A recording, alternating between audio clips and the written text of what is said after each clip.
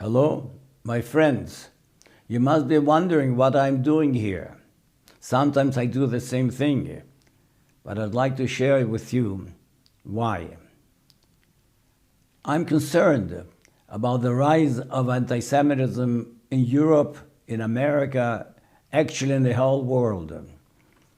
It's growing by leaps and bounds. In the last 21 years, since I've come to Germany, I've found myself face to face with anti-Semitism, not only because of itself, but also because of the fact that I'm living in Germany, where it all originated. I'm a survivor of the Holocaust. Anti-Semitism is a part and parcel of my life. It's part of my being. It's ingrained in my very essence. And so I react to it.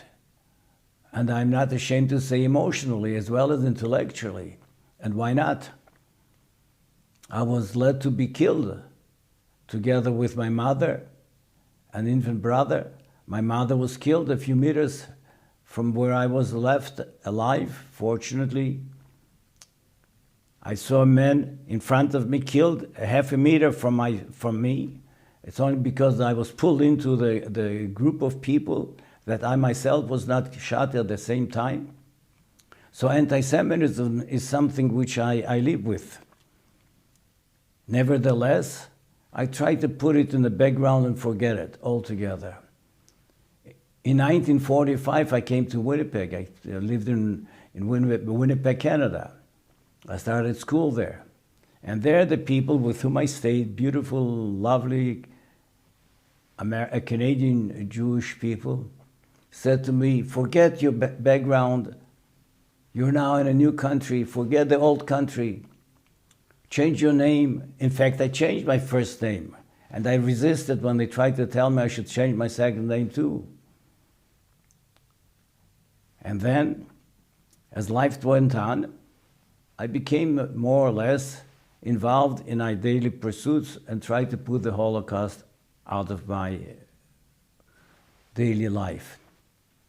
But when I came to Germany, I was confronted by its very presence wherever I went.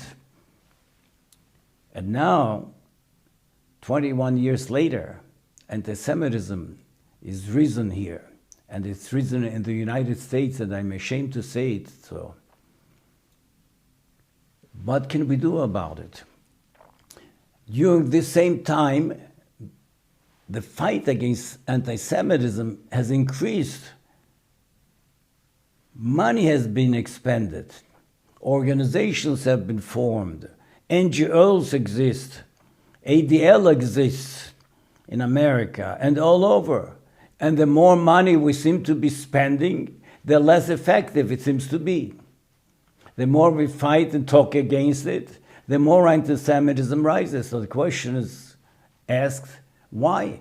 How is it possible that after the war, 50 years, 60 years, 70 years after World War II, after the Holocaust, after so much money is being expended, after so many people are involved in fighting anti-Semitism, anti-Semitism is rising?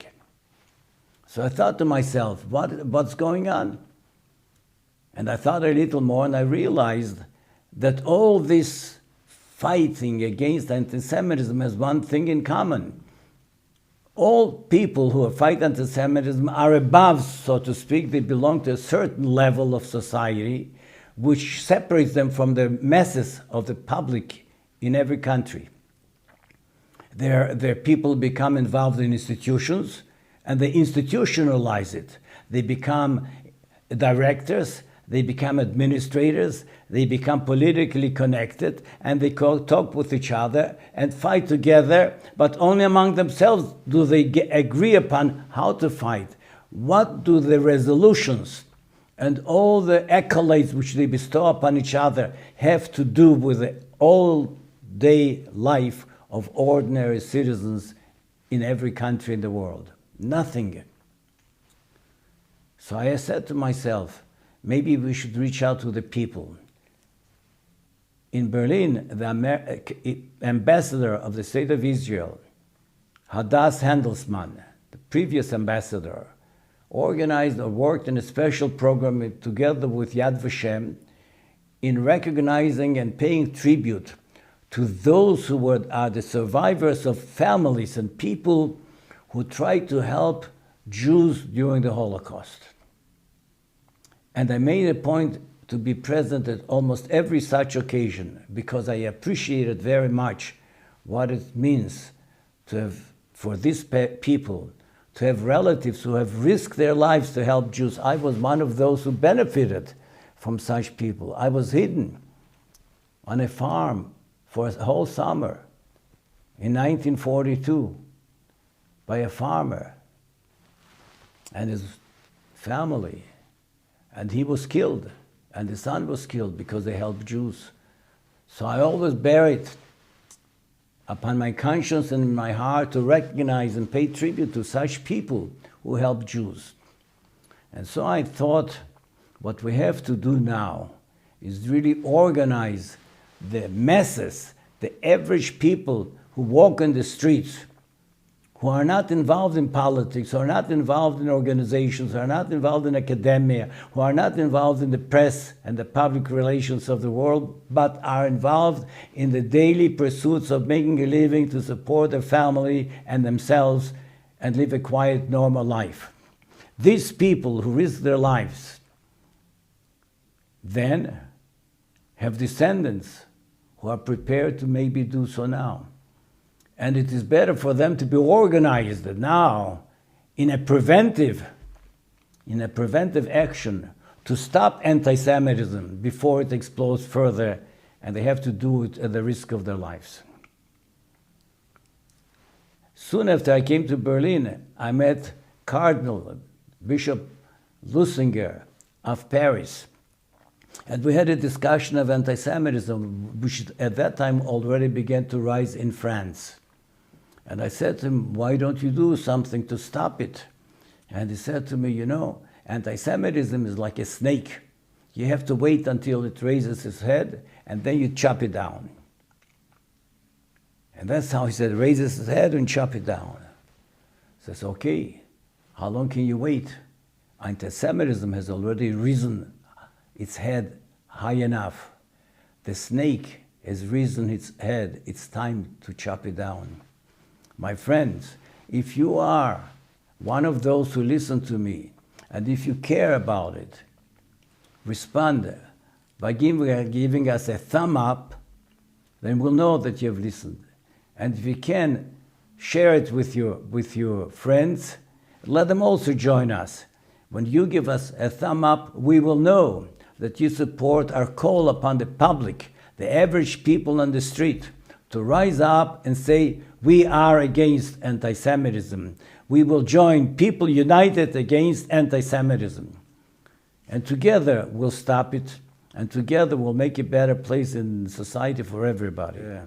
I would like to add that in the future, in our next meetings, I will talk about various canards which are raised up as excuses for anti-Semitism.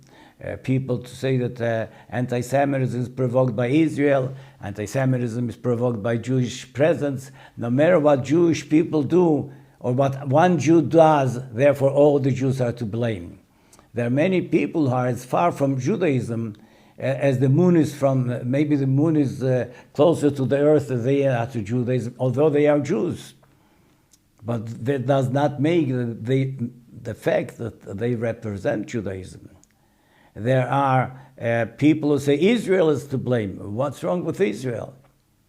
Every nation, every people has a state. And every people has now a diaspora of its citizens who live all over. Do we say to the people, all the Germans in America, that Germany is bad? Nobody says such things to German citizens or citizens of America of German descent or Italian descent or French descent. Why should Jews be accused in the world because of Israel? And furthermore, what's wrong with Israel? Israel has the right to exist like anybody else. So, let's not confuse genocide with political issues. And that's what's being done today. That's one issue. Another issue, people say Jews control the media. What media? The media is all anti-Semitic, virtually. The media, Jews control academia. The universities is hotbeds of anti-Semitism. So all this we will talk in the future about. I would like to say to you now, all the best for the next week. I look forward to seeing you again. Stay well. Shalom, peace.